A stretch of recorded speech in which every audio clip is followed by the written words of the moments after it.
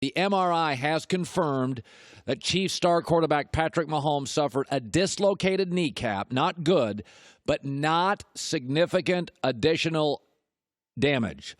He'll seek additional opinions to be sure. The plan is for him to return this season after a brief absence. So I got three things to say about it. Number one, yes, he's going to have to play hurt this year. Andrew Luck played with a lacerated kidney. Carson Wentz plays hurt every week. Brett Favre, who's Mahomes' idol, you think he was healthy on Sundays. Listen, in the NFL, you play hurt. You play hurt. And quarterbacks, especially who get to wear the jersey all week, they feel like they need to play hurt because everybody else in the locker room is. So Drew Brees is rushing to get back. His team's 4-0 without him. Deshaun Watson had to take a bus to a game last year. They were worried that he couldn't play. Sam Darnold has a flak jacket on because they don't want his spleen to explode. Aaron Rodgers, for the record last year, Aaron doesn't get credit for this. Aaron played hurt all last year. He got hurt game one against the Bears. Aaron wasn't right all last year. Andrew Luck played entire seasons not healthy. Phillip Rivers played an AFC championship game with a torn ACL. I was looking at the list of guys this year that have been on the injury report. Patrick Mahomes, Baker Mayfield is hurt. I'm not sure if he's on the report yet. Sam Darnold, Gordon Minshew, Josh Allen, Mitch Trubisky, Nick Foles, Big Ben's out. Andrew Luck retired. It's the league. So that's number one. You play hurt. Number two is that when you start looking at Kansas City, what worries me about Kansas City, and I think they feel a little bit like the Green Bay Packers with Aaron Rodgers a few years ago, that we were all like, oh, my God, I love watching Aaron Rodgers. Oh, my God, I love watching Kansas City. But they became so Aaron Rodgers dependent. I think the Chiefs have become too Patrick Mahomes dependent. New Orleans loses Drew Brees, they're 4-0. Carolina loses Cam Newton, they're 4-0. You got to build beyond your star quarterback. And they're not paying Mahomes yet. You got to be careful here because Aaron Rodgers gets hurt. I mean, the season is over. They can't move the football. New England, Tom Brady, greatest quarterback ever, left for a year. They went 11-5.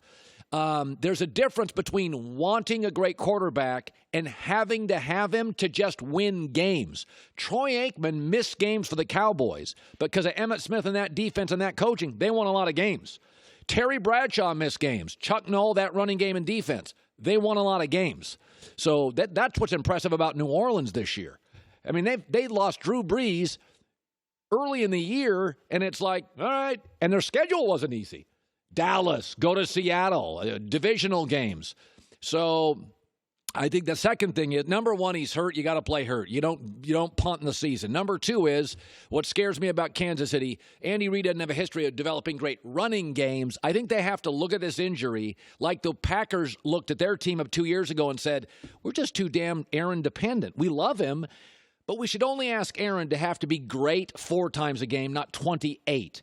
And we've got to be able to understand that some weeks Aaron's going to be off. We got to have a running game and a defense to keep us in games when Aaron's not a superstar. Even Aaron Rodgers has bad weeks. Patrick Mahomes has bad weeks. Tom Brady's had terrible weeks. He had 2 last year. And the third thing is, when you start looking at Kansas City's schedule here, and here's another reason you can't punt on the season. Andrew Luck retired. Big Ben's gone. Nick Foles hurt. The AFC is wide open. Like, you got to consider that. You got to think to yourself, listen, if Kansas City was 0-6, don't come back. If the Raiders lose to Green Bay, there's not a team above 500 in that division. And look at this schedule. They got a Tennessee game, a Charger game. They got a lot of home games. They got a bye coming up here. So you do look at your schedule in this league. I had Rashad Jennings on earlier. He said, of course. If you're 1-8, guys find ways. The shoulder hurts a lot more than it did if you were 8-1. So I think Kansas City's going to be fine. As Joy told us, Vegas still has them as a top 5 Super Bowl team. I have them probably top 6 or 7. I don't think they're New England today. Even when Mahomes comes back at 75, 80%, I don't think they're New England. I don't think they're San Francisco. I don't think they're the Saints. Then you can start putting them in a class of 5 teams. I think they are. This is part of the NFL. Andy Reid did say it was a freak thing. Yes, I will say that. But it's all part of development. Like, we watch these guys play, and if you look at Patty Mahomes, if you look at Baker Mayfield, and Coach Mangini always says it, oh, Nick's trying to put guys in the Hall of Fame. But that's what we do. Like, we think these guys are great, and they're going to have 10, 15 years of sustained success, and we don't know that. This is just one bump in the road, in the journey of being a pro athlete. Like, I'm glad it's not his shoulder. I'm glad it's not, I'm glad he didn't dislocate his knee. Like, this could be a lot worse. So, to me, I don't think this is the type of injury that really altered the career of other really, really talented young players, and that being RG3 or Dante Culpepper. Dante Culpepper shattered his knee, altered his career. He was never the same again. RG3 was never the same again psychologically, or was he the same athlete? But Patty Mahomes has a higher football IQ, has more arm talent than those guys. I don't believe this will alter his career, but he will. Just like the other great quarterbacks that we've seen, he will have to make adjustments to the game. My problem is, this is the second quarter of a game you're leading in November with your injured franchise quarterback. You don't got to have it. No. And if this was 4th and 1 with Patrick Mahomes on a gimpy ankle in the AFC Championship game, gut up and go get it. And if this happens... Right. It's no different than doing an injury report during the week. If you got wide receivers, I'm not going to throw the ball 50 times if they're banged up. Yeah. Like, you have to use wisdom and be smart in these situations. So for me, for the first 10 weeks of the season, he would have been out of quarterback sneaking. And then once he started getting healthier, and if I got into we got to have it situation, then I would go to it. But that was not the situation. And you have to be able to protect athletes from themselves, because we will run into a brick wall. If it's to get a win, if it's to get a catch, if it's to get a reception, if it's to get a tackle, we will do that. And Patty Mahomes was doing just what the coach. So Andy Reid knows today, because now looking back at it, he can say whatever he wants to. It's a freak injury, but it happened to your guy. Skip, this is the 7th game of the season. Everything that you hope to accomplish is riding on the right arm of that guy. If you think you can go anywhere, I don't care if you got Sammy Watkins, Tyreek Hill, or whatever else you got. Everything that you want, that you hope to accomplish, is based on 15 and his health. They say 3 weeks. Hopefully, that's the minimum. But Skip, you can't put this kid in harm's way. Andy, you're smarter than that. That's Denver. If you can't beat Denver, and you saw the way the game was going, Skip, they went down and scored. Denver got out the box early. You follow them up, you get a lead. They don't do anything. You take you kick the field goal. Now you're up 10-6. You get the ball back and you're driving again. Skip, why? You don't put the kid at risk in a game of this. It means nothing. You're gonna win this game.